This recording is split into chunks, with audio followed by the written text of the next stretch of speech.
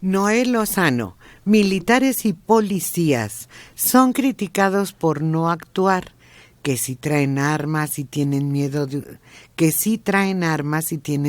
usarlas, y cuando lo hacen son detenidos. Pónganse en sus zapatos por un minuto. Sí, sí hay amenaza de que te van a disparar. En este caso, Claro. en concreto, los chavos estaban desarmados, se habían salido de un bar.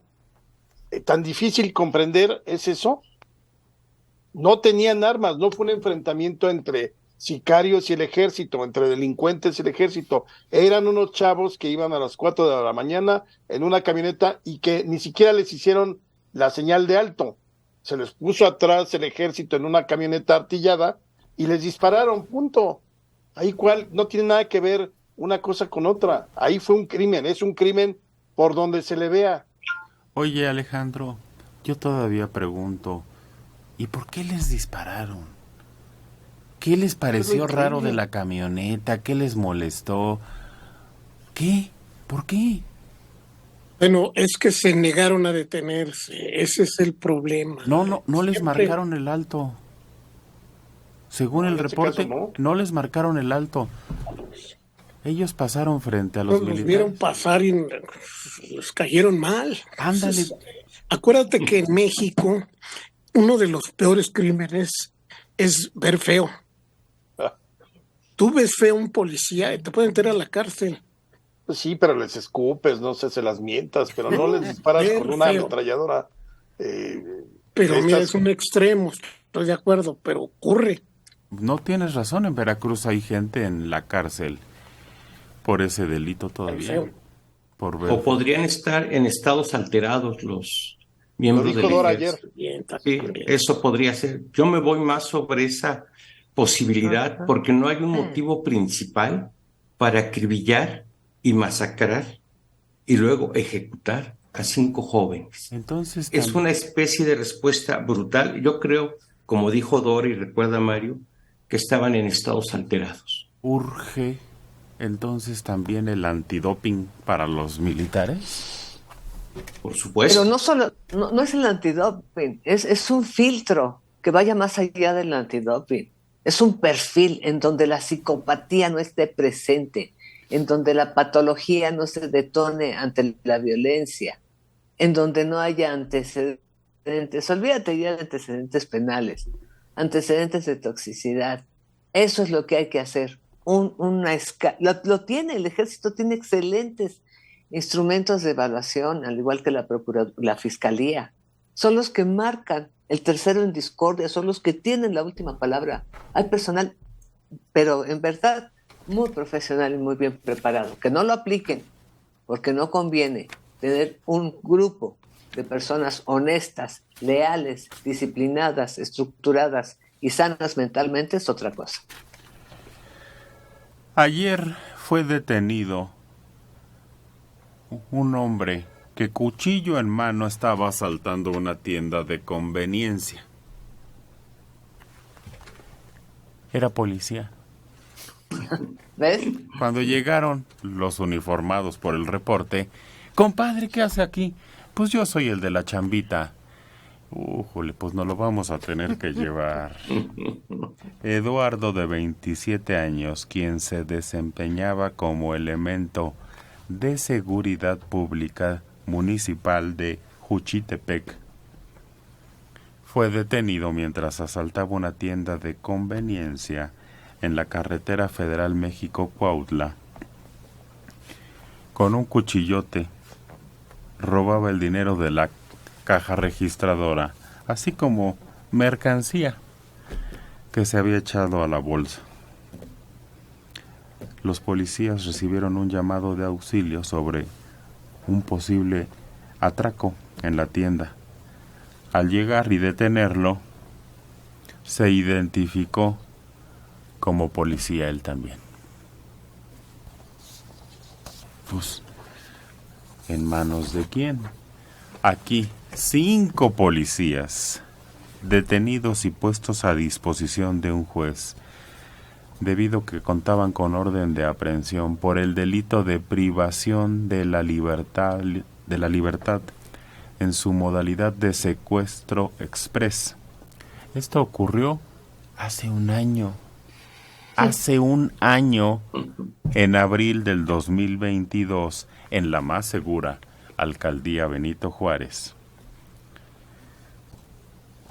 A ver, las personas aprehendidas, policías preventivos, interceptaron a una persona, la golpearon, la subieron a una patrulla para quitarle el dinero que traía en efectivo y la amenazaron con un arma de fuego. Esta persona iba caminando sobre la calle Cleveland en la colonia Nápoles. Por sus pistolas, lo subieron a la patrulla, lo extorsionaron, le robaron lo que pudieron y se puso la denuncia. Fíjense qué rápida es la autoridad. Qué bueno que los detuvieron. Qué bueno que ya los mandaron al penal. Pero fue en abril del 2022. Había mucho trabajo, Manelik. Los papás que salieron a marchar porque están acusando de violación en una escuela en Tlalpan, dijeron, ¿hasta que salimos? Les hicieron caso. Fíjate cómo es de pues la justicia, la persecución del delito en México es verdaderamente terrible. Si no paras una avenida, no te hacen caso. Cosas que tendrían que ser, como se dice, de oficio. Ante una denuncia de abuso sexual, violación, tendría que inmediatamente las autoridades e incluso intervención de la Secretaría de Educación Pública exigiéndole a la autoridad judicial que haga su trabajo, que vaya, que no sé, pero tienes que parar el tráfico o una manifestación o algo de 30 personas para que te hagan caso. Eso está podrido del sistema de justicia en México. María Dolores Fajardo. Alejandro ni estuvo en el lugar de los hechos. Que deje de especular. Ya habrá justicia. Ay. ¿Cuándo? Lea, por favor, lea. Hay 17 informes de distintos lugares de testigos. No estamos inventando nada. Ahí está, caray. Quieren todo peladito y en la boca. Otro mensaje dice, ya dejen de ser tan amarillistas. Eran delincuentes y punto. Pero ahí está el problema, que no lo eran. Ni Fueron estaban armados. asesinados sin serlo. Entonces, ¿cómo dice usted eso? ¿Por qué dice eso? Que usted no tiene dignidad. Ándale, porque mira, Mario. Tiene gente sin dignidad. Son las que llaman y dicen eso. Mira, Mario, si tú tienes un familiar que es criminal y que anda en esas movidas, sabes que en algún momento le va a tocar. Pero si tú tienes un familiar que es trabajador y que no se mete con nadie, y pasa esto, entonces te preocupa. Porque dices, ¿en qué momento le puede tocar? Si este ni anda metido en lo malo. Si este no pone en riesgo su vida. Si este es una persona sana. Y entonces te empiezas a preocupar por tus familiares, cualquiera que sea. Y ahí está el riesgo, Agustín. Sin duda, es que la sociedad mexicana actual vive con miedo a la violencia.